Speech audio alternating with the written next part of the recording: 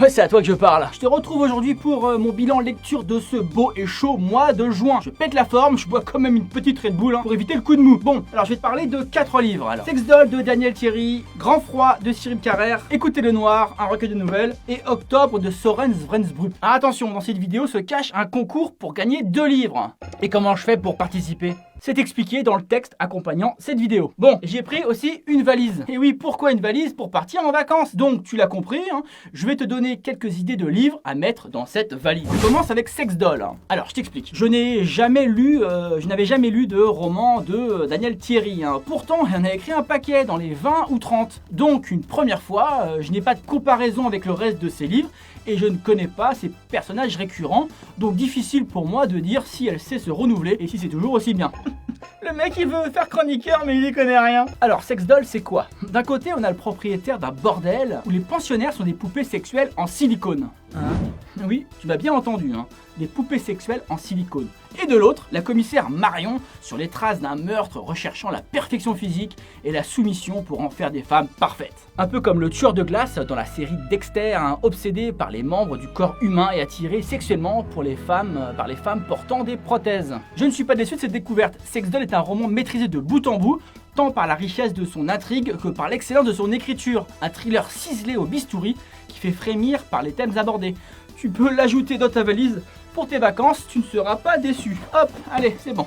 Seconde lecture, Grand Froid de Cyril Carrère. Alors ce n'est pas une nouveauté, mais pendant un temps, je l'ai vu tourner sur les réseaux sociaux. Et l'arrivée de Cyril chez Metropolis m'a donné envie de découvrir sa plume. Ah, il écrit avec une plume ? Tu sais où tu peux te la carrer, ta plume, toi ? Le jour où sa mère est retrouvée morte, la vie de Lucas bascule.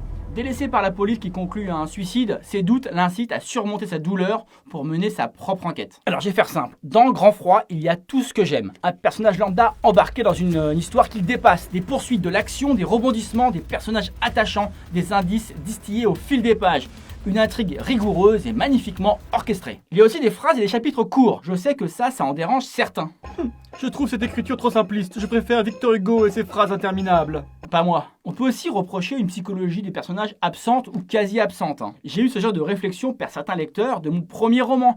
Je peux comprendre ce reproche, mais je pense que c'est un choix de l'auteur de mettre en avant l'intrigue et l'action plutôt que la psychologie des personnages. Voilà, un peu comme cela se faisait dans les polars classiques américains. Donc, si tu n'as pas encore lu ce bouquin, hop, tu prends ta valise et hop, tu le mets dedans. Zoupla. Écoutez le Noir, c'est une ribambelle d'auteurs sous la direction d'un même chef d'orchestre, Yvan Faute. Écoutez le Noir, c'est 11 nouvelles sur un même thème, une même thématique, l'audition. C'est ici pour l'audition ? Non, pas une audition, l'audition Louis. Louis qui ? Louis Bertignac ? Les recueils de nouvelles, j'en lis rarement. Et si j'en lis, je privilégie celles avec plusieurs auteurs. Cela permet de lire des textes d'auteurs que l'on aime et de découvrir de nouvelles plumes.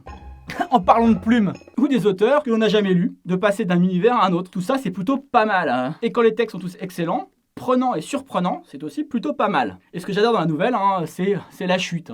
Je ne suis pas le seul. Une nouvelle, pour qu'elle fonctionne, il faut que la fin soit au top. Et là, c'est le cas. Alors, Yvan m'a demandé de lui dire quelle était ma nouvelle préférée. Difficile de répondre car elles sont vraiment toutes différentes et elles ont tous un petit quelque chose. Mais toi, tu as lu ce recueil ? Mets-moi un petit commentaire pour me dire laquelle tu as préférée. Parfait pour les vacances, non ? Allez, fais-moi confiance. Hop, dans la valise. Dernier retour de lecture, Octobre de Soren Svensbrück. Alors, je ne l'ai pas terminé. Début octobre, dans la banlieue de Copenhague, la police découvre le cadavre d'une femme amputée d'une main. À côté du corps, un petit bonhomme fabriqué à partir de marrons et d'allumettes. La police découvre que cette figurine est porteuse de mystérieuses empreintes, celle de la fille de la ministre des Affaires sociales, enlevée 1 an plus tôt et présumée morte. Alors Octobre de Soren Svensbrück, je sais pas comment on dit, Svensbrück, n'est pas un chef-d'œuvre, mais ce n'est pas un mauvais roman non plus.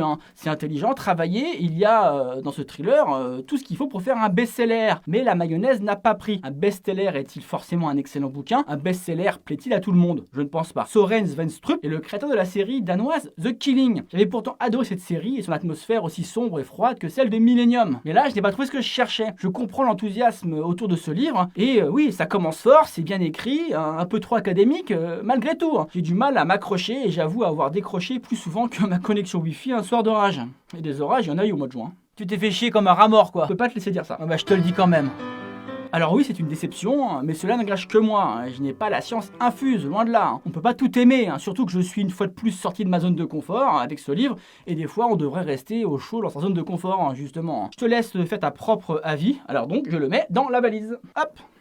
Voilà, j'espère que ce bilan lecture t'a plu. Je ne sais pas si je vais faire des chroniques dans les semaines à venir. Je pars bientôt en vacances. Quelques petites vidéos tout de même.